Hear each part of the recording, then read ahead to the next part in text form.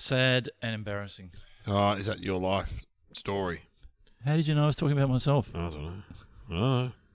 You guessed that. I don't know. Okay, it was me. What happened? At the supermarket. Oh, yeah. Walk out. Feeling pretty good about myself. Yeah. Because I've done a bit of shopping.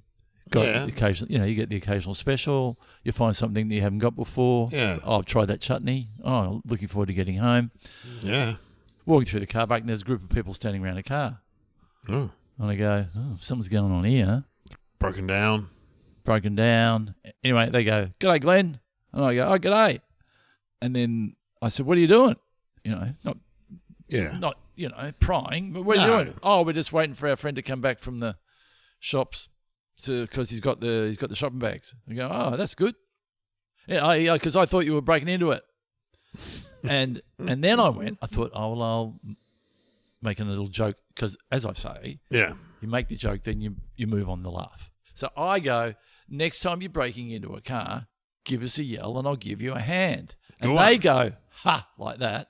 And I go, ha, like that. But as they go, ha, I farted. Oh, no. Loud or? Well, I heard it. And oh, God. What a way to leave. Yeah, so then as I walk across the car park, I then try to make a noise with my feet rubbing across the gravel. To try and be like a fart noise. To try to go sandals. Just to try to make it sound like I didn't break wind. Yeah. In actual fact, it was just my shoes rubbing on the ground, if you did think. Yeah. But then I'm thinking, they've I met Russell Court the other day, and what did he do? Made a joke. Maybe they thought it was maybe one of your pranks. He's pretty funny, that guy. He did a fart noise. He comes with all the tricks. But anyway, it's just, then I got in the car and you've let yourself down. You really should be in a nursing home. If that's because I remember you have forgotten about it, but you did the same thing. Broke wind with the real estate agent. I can't remember it, but you told it on this very podcast. Yeah, probably. Yeah, and you said that getting old, it happens, doesn't it? Yeah, but you know what you did that was good? You acknowledged it. Yeah. Oof. You acknowledged it. And then, my dad used to blame the cat. Bloody old Soxy. Yeah, well, said that. What are we feeding you?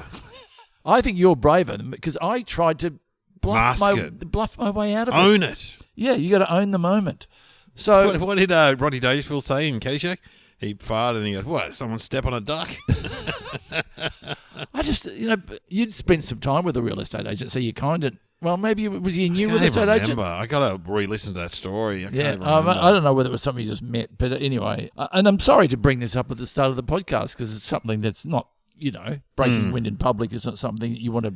Come to you don't put it on going, I hope Glenn talks about breaking wind. But we do talk about farting a lot. Well, maybe because it's embarrassing, and it's human. It's a human function, and just acknowledging it. So anyway, I should talk about something else. You even did a fart workshop on how to do fart noises. You did a whole workshop. I did it on the podcast. Yes, because I know that when you go to do them, I go no. You got to do it properly because I am the master. I know. We know. Just give us one before the music. Here we go. Here we go. Oh, that was good. He didn't even. One. He just did that from his bottom. Oh, here comes the music.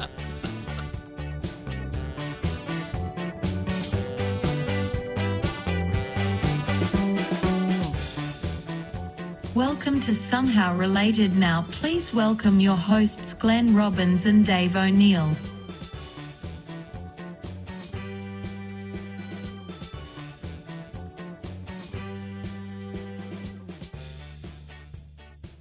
Anyway, welcome to the podcast. I surprised myself. I did that quite well. Met a lot of Somehow Related fans over the Melbourne Comedy Festival. Did you really? That's finished now. Yeah, heaps of fans. Yeah. We met one the other night when you came out for a rare appearance at the Comedy Festival. You were out. Yeah, I was there, but what are you getting towards? We met a young woman who was overwhelming. There was a lot of people, not just her. There was a lot of people wanting to meet you. No, meeting you. They came. No. Oh, yeah. No, I was standing there outside. We were hanging around like we looked like, I don't know, some cool guys with their. Hughesy was there with his bloody his fake cast on, or what he was wearing. He had a cask on his arm in a sling. And then he was getting quite heated because you were going, it's not real. A prop, yeah. Well, it used to be real, but now he just uses it as a prop because he hurt his shoulders surfing. And then I started. Can I say why I was there? Yeah. I was there with you to have him. Okay, we're highfalutin guys. We are. We work in big. Our lawyer was there. Oh, yeah, the lawyer. Yeah. Now, he will be up. He won't want to. We will not say his Can't name. say his name. Not say his name. Baskin and Robbins. He works for Baskin and Robbins, one of the great law firms. And we were trying. I've cut into your story, by the way. No, I got no story. But we were just looking at some comedians because we're going to do a show one day. And some woman came up to you. Yeah, and she said, I'm the one who suggested you guys doing a live show. Yeah. And I said, yeah, we've done one before, but it was ages ago. Because people do ask me, when are we going to do a live show? They do ask And me. did people ask you at the comedy festival? Yeah, yeah. I always Did say they- Glenn's hard to get out of their heads. He's always surfing or playing golf, and they just laugh. So then I just walk away, Well, get I out and know. laugh. Yeah. I'm in the Audi driving around. Yeah, you're busy. I'm not busy. Anyway. So what? Hang on. Do we answer that call? Yeah. Because you know what? Can we be honest about this? Yeah. We do it, and then we get up and we Muck around. muck around, Yeah. and we make. And you do a bit of stand up, and I do a bit of old bloody Bit stand of up. crowd interaction. Crowd interaction, blah blah blah, and then we do the podcast. And the podcast isn't as good as us mucking around. Yeah. We can't Yeah, follow but, ourselves. you Remember, know, we yeah, concluded I that, know, and then we said, "Okay, you can reverse it though. We That's should that's do- what another guy told me who does Matt who does do go on. They reverse it, he reckons. because you can't follow Dave O'Neill. I'm serious. Well, you can. Yeah, no, you can't. No, you You can't. You're easily one of the best in the country, and so therefore, a podcast like this with the old man Glenn Robbins on board, it can't follow. I'm not trying to make you feel better because with a podcast, we're not doing jokes. Oh yeah. Stand up's a bit more joke Yeah, oriented. anyway, I'm going on about it. I'm doing Newcastle on the 11th of May, 4 p.m. recording. I got to film it because I got cameras there. It's a great comedy club if you live in the Newcastle area. You are going to film it? Yeah, well they've got like you turn up, they've got cameras. I said you should, and people have filmed their specials there. Are you doing it, organising it, or are they? Yeah, they are. Me and them. So it'll be on YouTube eventually. Yeah. Well, I just think put it on in front of the right set of eyes. Yeah. So will it be broadcast quality? Yeah. Yeah. Do you want me to fly up and do a cameo? Yeah, you turn up. Maybe I'll go. I'll do the announcement. We don't have to fly up for that. We'll just record it here. I'll record it now. Yeah, okay, here we Courtney, go. can you put a bit of echo on my Here we go, voice? Here we go. Put a bit of echo and make me sound like. Ladies and gentlemen, Oh, that's good. welcome to where am I? Newcastle Comedy Club. Newcastle Comedy Club. Tonight, Thanks, Brad Oakes. He's been on. Brad Oakes, we've got to thank the big man for what he's done. And by gee, you are in for a real treat tonight. Yeah. Not only have you got beautiful beer to drink from the bar and wine and food. Is there wine and food and stuff? Not a lot of food. Oh, okay. Packet of chips. Okay, don't worry about the food. It's a small place. It's a small place, but it's going to be really entertaining with one of the best people in the country. You know him. You love him. Dave... What's his name? O'Neill. Dave O'Neill. Oh. Now, you can use that. I mean, you'll edit it. You'll edit it up. May not. Yeah. Anyway, I'm looking forward to that. It'll be fun. And then Brisbane, 16th to 18th. Powerhouse Comedy Festival. We've done that before. Uh-oh. Oh, here is our lunch, and we'll get our topics. Sam, thanks, Sam. Sorry to interrupt your lunch, but the topics are the D-Day landings and crosswords. I reckon the two things that I don't want to say we're obsessed with is food and war. Seems to be, doesn't it? Yeah. Well, I mean, what do you know about the D-Day? That's Normandy, Ohama Beach, I think there were 5 beaches. Saving Private Ryan. That's D-Day. June 6th, 44? 44. 44? 44 or 45. 44. And it was one of the biggest invasions in the history of war. Biggest sea invasion ever. And it was multinational, so to speak. Canadians, Yeah, Americans, Americans, Australians were there. British. Yeah, The Aussies there. I think so, to a smaller extent. I think so. Forgive me if I'm Up wrong. the back, hanging back. You guys go. Oh, yeah. You guys, there'd be French there. There'd be the French army who went to England. They go up the front. Is that Normandy? It is Normandy. Yeah. Is that one of the beaches, or is that the whole thing? Was that the That's whole area? Of That's like Normandy? the state, the area, Normandy, isn't it? What did you say? Omaha Beach? Omaha Beach is a big one. Yeah. That was a tough one. Because the Germans, they did all that. Remember we talked about the deceptions they did with jumping bodies and stuff with fake maps on it and plans and. Oh yeah. Remember we did that one. Oh yeah. And so the Germans didn't really know which beach they were going to hit, but they built up all the forts and stuff along there. When they landed on Ohama Beach, there was like landmines, bits of metal, all that stuff that you unexpected what they were going to. Yeah. Well, sadly, I saw the opening of Saving Private Ryan. Saving Private Ryan, and they maintained that was rather because It's great, the opening. it's real. It's very real. It's real. The bullets coming through the water and stuff. And They were using like amputee people already amputees. really? I saw Tom Hanks talking about it. They use people who are amputees. Hate saying this. Blowing their arms off. Look like they were blowing their arms off. Where would you say, okay, we're on the boat. Would you hang back a bit? Just a little bit. I'd be hanging back. Would you hang back? I'll just give them a shoelace up. You go. You guys go. I'll be here. I'll be part of it, but I'll just hang back a bit. Imagine that being on those boats. You know that when you see them in those, they're like just big sort of trailers. Yeah. And they're all squashed in, and then the flap thing comes down, the door, and you just got to run on the beach. See, I've had enough trouble getting up when I go to Sydney, getting off the ferries. Yeah. Imagine it wouldn't be like a Jetstar flight. There'd be no one really wants the first seats. You know what I mean? No one wants up front. I'll get up the back. Yeah, because what are you? You are thinking. Well, you're cannon fodder. Yeah. Initially, you're just like fodder for the Germans shooting at you. Oh. And then around you, people are dying. Oh, your friends. Yeah.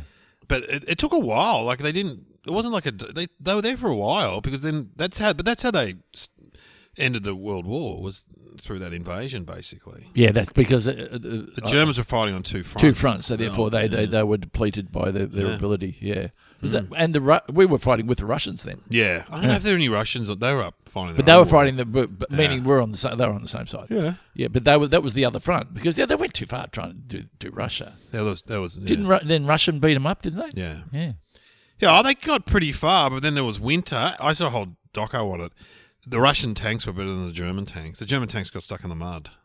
Ah, right. The Russians had better tanks. Yeah. And also the Russian winter. Oh, yeah. Imagine that. Russian winter. It's not like a Melbourne winter. It's a bit harsher. Saving Private Ryan the plot for that movie was going, because 2 had died, and they wanted to go get the 3rd brother. There were 4 of them. Was it 4? Yeah, there were 4. Yeah. And 1 was still alive. Yeah, they wanted to go get him before he dies. It's some thing in the army where if all your brothers are dead, the other one can come home. I mean, I assume that's a genuine thing they do. And they had sent men in there to get him he was behind the enemy lines, I suppose. Imagine that poor postie delivering those 3 letters. Oh. I've got another letter for the Ryan family. Yeah. Oh, no. Yeah, not another one. Oh, no. Yeah. The first one, you go, oh, no, I suppose the soldiers do it, though, don't they? They send a soldier over. Yeah, it's just, yeah. With the telegram. You look out the window and there's soldiers. You're like, oh, this isn't good. Did you see the film? So, yeah. Did you think it was good? That opening scene makes it does. And then it's a bit okay, soap opera after that, I think, by memory. It went on a bit. Yeah. You know. Very American. Very American. Yeah. Is Spielberg... Yeah, it was him. Does he listen to this podcast? Probably. Probably does. Probably. What's his first name? Stephen, love your work, don't get me wrong. Like, his films are a bit long, aren't they? They're a bit long. But the last one, they're all a bit that last one he did, the farmer one with De Niro and DiCaprio. What was that? Oh! You saw it? Did I? No, you didn't. Not the one I paint houses, because that's Martin Scorsese. The Irishman. Oh. What's the DiCaprio one? We're talking about 2 different movies, I think. Hang on, let me remember. Okay, so Spielberg, what's he done recently? Oh, now I've embarrassed E.T.? myself. No, are you thinking of the Scorsese one? Maybe I am thinking of the Scorsese one. What, he's a farmer? Well, it was... now... Oh, you're not thinking of the one with the Native Americans, with the massacre? Yes. That's Scorsese. Okay, I got it wrong. I admit it. Is Spielberg involved in that? No. Oh, what was Spielberg's last movie? Let's ask Sam. See, I'm intrigued. This is why I'm sad and embarrassing, because I bring things up. Fart in public. and I don't know what. Here. I've mixed up Scorsese. Yeah, well, they're both legends. Scorsese or Spielberg. Maybe they work they're together all the on same, that. aren't they? Those movie makers. Hang on. Sam, what's Spielberg's last movie? I'm very intrigued. What last movie did he direct? That's what I want to know. The most recent film Steven Spielberg directed The Fabelmans. Thanks, Sam. West Side Story and Ready Player One. Oh, Ready Player One was excellent. That's a sci-fi movie. Yeah, I haven't seen The Fabelmans. She had a tone about her that made me look a bit stupid. Yeah, like, come on, Glenn. Come on, get up to date. And so, Sam, look, appreciate your hard work, but, if I can't remember things, don't worry about it. Anyway. Got it. My son just texted me, what's for lunch? He's 20 years old. Mum's asleep. I'm out. Just have what's in fridge. Is that fair enough? Yeah. Yeah. Well, get off your bum and go. Get off and do something, mate. There's a TV show. What? Oh, What's for lunch? Yeah, it's like Alone, where you get a teenage kid and you don't prepare lunch. Or don't wash their clothes. Yeah. Or And don't then- make their dinner. Yeah, That's and then funny. you have to, and then you follow them going, oh, what am I going to eat? Because I remember my auntie talking with one of her kids over the phone. I've cooked a bit of chicken. What do I do now? Well, you got to turn it over. Oh, Right, how do I do that? Yeah, You get a spatula. yeah. What's the spatula? That's the flat one over there, and she's doing it over the phone. Oh, man, yeah. Has he come back to you? Has he? No, I said, there's some sushi in the fridge, I think. Have that from Oh, yesterday, how many mate. days? No, yesterday. Yeah, Fine. you 3 days you can't. I had some old rice yesterday. I didn't feel well. Ooh. Old rice is very. If you It leave, can be. It can it be. be like it's. It can be very dangerous as far as Anyway, what's this got to do with D-Day? You know what? That's the problem with these young people. They're not in D-Day. Men his age Listen to you. on the beach, wouldn't they? Getting shot at. That's true. How old is he? 20. Oh, that's old. You're not running down the thing and going, hang on, what's for lunch first? No, what's for lunch? I don't Yeah. want to run down the beach. So, Anyway, what else about D-Day? well, I don't think you've seen the Fablemans. I don't never heard of that. Sounds like a folk band. Yeah. What else can we say about? A lot of Germans died. Yep. A lot of Allied soldiers died. Yep. What a waste of life, seriously. Was there? Am I right in Right. saying this? Was there not a lot of, because it was such a big thing?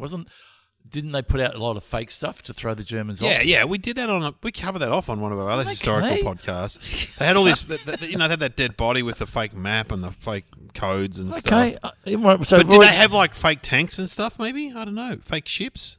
Yeah, A lot of fake stuff. a lot of fake stuff. Is this show fake? What we're doing This now? is real. This is AI. We've just given over to AI. Let them do it. We are going on a bit. Unless we can say something about D-Day, maybe we shouldn't talk Move about on it to anymore. crosswords. Because I'll only repeat myself Yeah. or forget myself. Look, it was the start of the end of the war, and that's a good thing because they Yeah. had to stop the Germans Yep. doing bad things. But the the Germans were Nazis. held pretty strong. Yeah, well, it's incredible when you think that they took on the world as that great. We could do that as thinking music. You know, Norm MacDonald does that routine about, well, you know, the Germans, they took on the world.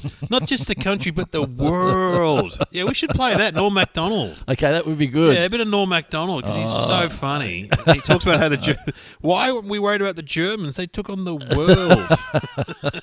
I'd love to hear that. I mean, Germany, what a country to actually think we can take on the world. We can Yeah. just take on all these countries. Yep. All right. Well, let's talk about crosswords. Crosswords. Are you into them? Well, No. not really. Nor am I. No, but I envy someone. I was speaking to, who was it, Shane Bourne the other day. And he goes, Hey ho, Glenn. he said he that- likes doing the crossword in the paper. Hey ho. I mean, ho. probably still likes doing it in the paper. Takes hours. I know. And you go, oh, I know that word, but I can't think of it. Yeah. Yeah. You don't want to Google it. That's cheating, but you end up Googling Yeah, it. three letters, feline, domestic, starts with C. Oh, Boy. I don't know. Oh, what about this other one? Oh, this domestic animal, 4 legs, ends Well, with hang on. G. So there's normal crosswords, and then there's cryptic crosswords. Cryptic. Now that is what is that? That is a lateral thinking, talented brain to, number one, write them, and number one, do them. Because it's like solving an international puzzle, spy thing, like code. It's code. Yeah, it's difficult. It's difficult. Look, I've tried cryptic. I sometimes get it, but I only ever do crosswords when I'm on holiday, really, or bored on a plane or somewhere. That's when I do a crossword, but I'm never that good at it. Well, last time I was in Fiji, and I just paid a Bulla bulla. Bulla? What do they Bulla. say? Yeah, bulla bulla. I've never been. And there was a boat going to the island. Four-letter word meaning hello in Fiji. And Bulla. the 4 girls from another country, I won't say which country, because our boat was late. And we're hoping that they would allow us to go on their boat to Right. the same resort. Yeah. And they said no. So I, for a moment, got quite annoyed. But what, was there room? Yeah, but they just didn't want other people on their boat. Oh, So, how annoying. yeah. So I had only then put on a crossword app on my phone. And my friend Bruce and I did a crossword, and I have to say, Enjoyed it. Yeah.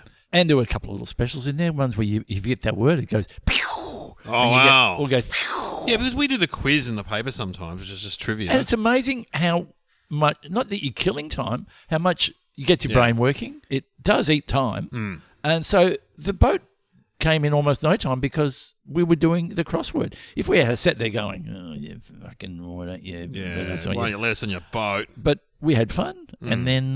did you see those girls again at the resort and just give them nothing? Yeah, we did. We gave them nothing. Yeah. Yeah. Not that they even remembered. Yeah. We didn't know you because we did a crossword. We had a crossword, ladies. But and we got a crossword to say to you. F off. I still have it on my phone, but I don't. Hang on. You don't Let use me check. Let me check. Have I still got a crossword app? What about Wordle's kind of... That's just guessing a word, isn't it? I know I have got... There it is there. Yeah. Daily themed crossword. And there's the noise. Oh, let's do one. Let's do one clue. Go on, let's do one. Let's see if we can get it. Okay. Just one clue. Hello in Fiji. Bulla. Okay. Hello in English. Going through all these ads and everything for a second. Okay. Hang on. Well, we don't hang have on. to. Hang on. We don't have to. I'll have a drink. Words. Everyone have a drink. Everyone relax. Let's have a... Diet Coke, always refreshing. 23 down. Okay. Modified key you might hold down with your pinky, so it's a keyboard. I don't know, like square, hash tag or something like that. All I can say is no wonder, because we would have had the same problem sitting on the jetty in Fiji. Oh man, this is terrible. Okay. Okay, we need show words. If you go, it'll give you another one. Oh, okay. App name for a cook that sounds like stew. 24 across. APT name for a cook that sounds like stew. Chef. What is that? What's I don't that? know. Get on another one. We're not doing well. People will be punched in the air. Oh no, this is 25. Fidgety and restless. Say. Oh no. Go another one. No. Oh, here we go. This should be easy. Domesticate, as in animal. Tame. Okay. Put it in. TAM. Yes, I got it. And the board's lit up. It loves it. Oh, this is terrible. Sorry we should about talk that. to someone who knows about crosswords. Yeah, as you said, to write a crossword would be bizarre. It's not that hard. Just get to start with a big word and start working out. I don't know. David Astle, you know, he does ABC nights in Victoria. He writes crosswords. And he writes. Is that books his about job? words. Yeah, he writes crosswords. But I would have thought it would have been an AI thing. No, I don't think so. Because you would think computers could do it probably, Oh. I've got his number somewhere. Because I'm part of the ABC family. Oh, you are. Oh, I'll get his Legendary. number. Should we ring him? And he might know the answer too, I reckon. I'd love to hear how he does it. Yeah. Yeah. All right, let's ring him.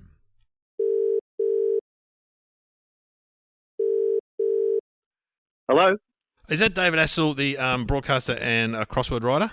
Yes, it is. Well, this is Dave O'Neill and Glenn Robbins, and we do a podcast. Oh, poor David is wondering how you got his number. Well, I'm part of the ABC family, you know that. And he's probably wondering what's going on, that we do a podcast and he's gone, this is a random number has come up and now you're on our podcast. We have to ask I feel like I've won something. Yeah, you haven't won anything. you have to ask permission whether we can put him to air. Got to ask him. Yeah, Dave. can we put you to air, David? We know you. Yeah, you can. You There we can. go. That's No. fine. So for people listening around the world, David does evenings on Victorian ABC. Absolutely. Yeah, and 7 till 10. Yeah, love what he right. does, and I listen to you as I'm driving home from many of the many professional jobs that I do. Not that many. Anyway. But you do a good job. But, okay, we're going to talk about crosswords because you're a crossword writer. Is that correct? Yeah, that's right. The fancy term is cruciverbalist. Oh. Usually it's worth a few more bucks if you say that rather than crossword writer, but either way, I just put words in boxes. How many a week do you do? I do 2 a week. I make a cryptic crossword and a quick crossword that appear on the same day. Ooh, and I've noticed, and there's often the initials. So your DA, when we see DA, that's you. Yeah, which a lot of people actually believe stands for don't attempt, because I am at the more gnarly end of the scale. I would have tried to have done some of yours. So how did you learn how to write crosswords? I guess I loved riddles as a kid, and cryptic clues really are grown-up riddles. So once I realised that, I just dug into them as a kid, as a teenager. I was that nerdy boy on the train commuting to school who would just be looking at crosswords rather than talking to girls. Does AI threaten your job? I don't think so. Possibly in the quick sphere, Glenn, but in cryptics, only a twisted brain could think a cryptic clue up. Yeah, see, that's the great thing, isn't it? So cryptic is basically just harder the clues are as the word says, they're just more cryptic. They're kind of more difficult. Is that right? Yeah. So the best way of describing a cryptic clue is it's got two parts, and one part is the definition, and the other part is a bit of mischief, some wordplay that leads you to that answer. So you've just got to work out which part is which. That's the trick. And is it like writing anything? It must be incredibly satisfying when you come up with the word and then you come up with a clue that nails it and gets it right. Do you sometimes go, "Oh, I've made that too hard," or "I've made it too easy"? Is that a challenge?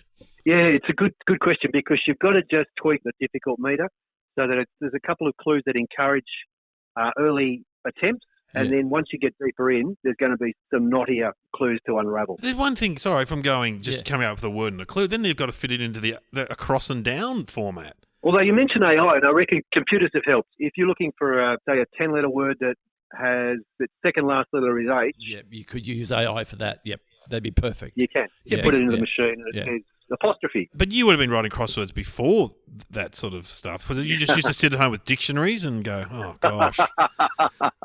You've just encapsulated my life right there, Dave. I think for mental health and mental strength, I think crosswords is right up there, number one, probably better than anything you can do on an iPhone nowadays, because it really is a very satisfying, and there's a sense of completion.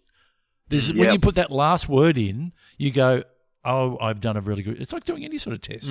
Yeah, it's a really good feeling. So you were doing good by the community, I feel. I hope so. Yeah. But, it does score very highly in terms of things that give you cognitive benefits. But, there are other things like learning a musical instrument or learning another language or travel or dance. But, crosswords keep coming up. So obviously it's important. Do you have children? Your children are probably a bit older now, I expect, or teens or late whatever, like similar to me. But my daughter says stuff, like they started saying lit and stuff like this. And I'm just like, do you hear like new words or new uses of words and go, you'd be really intrigued by that, wouldn't you? You betcha. Yeah. At the ABC, we've got lots of 20-year-olds who are telling me things like slay and fire and jam. Fire? I don't know whether you're... It's are they fire. feeding you misinformation, or is that actually... Are these things happening? Well, of course, we're from the generation of grouse and ace. So. That's right, rad, groovy. Can we try something? This podcast is called Somehow Related. No, ask him to... No, I've got a better one. All right. Because we were just trying to do one on an app and we weren't very good at it.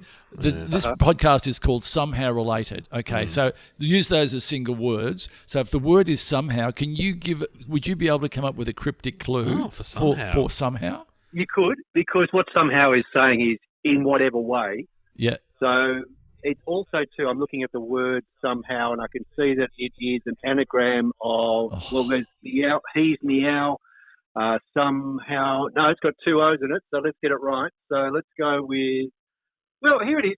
Oh. Okay, so Somehow Related is a show, right? Yeah. So on the outside of somehow, you've got show, SHOW.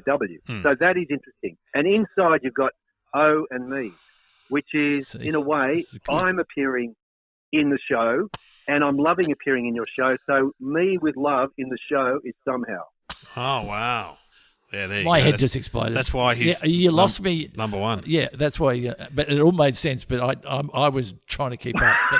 But that is why you have a fascinating brain. Hey, David. So what we're trying to connect is I wonder if you know this: the D-Day landings and crosswords. There's some kind of connection. Do you know what that is? It is an amazing story, and people rate it as one of the greatest coincidences in history. Fantastic. So I am aware of the story, but I don't know if I'm allowed to. No, tell us. Oh no, we're allowed to. No, tell us. Yeah, tell us. Okay, so there was a headmaster who was based in Essex, near the English Channel, and he found himself having to make crosswords as part of his income during the war. We're talking about the mid-40s. So he was just filling in these grids, putting in the clues, submitting them to the Telegraph paper.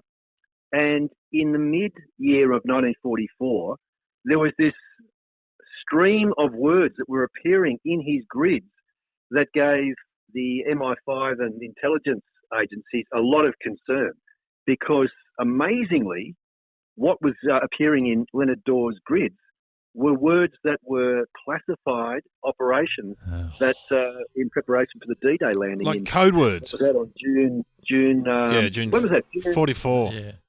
June 6th. Yeah, June 6th. Yep. So where did he get those words from, though? This is what's amazing. So why I say it has been classified as a coincidence, a little deeper digging has revealed that it wasn't as coincidental as people thought. Because when MI5 went knocking on the compiler's door in the middle of the night just to turn his pockets inside out and rifle his drawers to see if he was in fact a spy or was letting the axis of powers know about these covert operations, what they discovered was that he had no case to answer. He really didn't know what was the problem was. But in years hence, I think it was 40 years later, one of his students confessed that right next door to the school was a military camp, and the boys would just wander through the fences and hang out with the Canadians and the Americans. That's where they were based. And they would hear these words like Overlord and Neptune and Omaha being said. They had no idea what they meant. And the kids, because Leonard Dorr was trying to be a headmaster and trying to make crosswords, he asked the kids to fill in the grids for him, and he would just make the clues. Oh, that is such Isn't a that good incredible? story. That's a movie. Incredible story. That's a movie. I wonder if there's been no movie made of that. That's a BBC series right there. It is a BBC series. Yeah. You're so right. I can see Kenneth Branagh as Yes. this absolutely shocked and gormless headmaster. It'd be brilliant, wouldn't it? Oh, That's an incredible. But you know what? I mean, surely when the investigators MI5 turned up, they'd looked at the school and they looked at the airbase next door and went, maybe there's a connection, but they didn't even think You of reckon? that. Well, and there were a couple of red herrings though, Dave, because also Leonard's brother-in-law was a senior officer in the Admiralty. So they were looking more at that Yeah. than the next-door neighbours. Yeah. That's incredible. You've oh answered that the is thing. one of the. I reckon that's one of the best stories we've had on the podcast. that's amazing. And beautifully told by you. Yeah. As well. Yeah. Thanks, Hey, mate. hey, David, thanks so much for talking to us. Absolute pleasure, guys. And your crosswords appear in the Age, Sydney Morning Herald. That kind of is it the Fairfax They Post? do. And if you've got any sense, steer clear of them until you really know what you're doing. Yeah, Yeah. It is DA. like juggling with fire. DA. And of course, evenings on ABC Victoria, Melbourne. Good on you. Wow. Oh wow! So we. What? You're right. That is that. That is. Is there any point going to Sam? Let's just go to Sam to get confirmation. Yes, well, I suppose let's give David my job anyway. Here's Norm MacDonald talking about Germany for the thinking music that I remembered. But David didn't.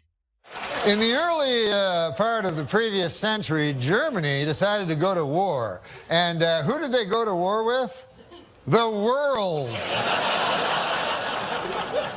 That had never been tried before. And so you figure that would take about 5 seconds for the world to win, but no, it was actually close.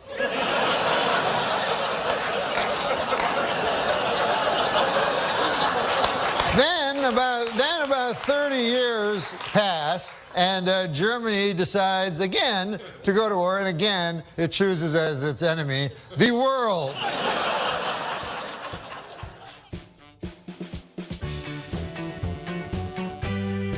You have been listening to Somehow Related with Glenn Robbins and Dave O'Neill.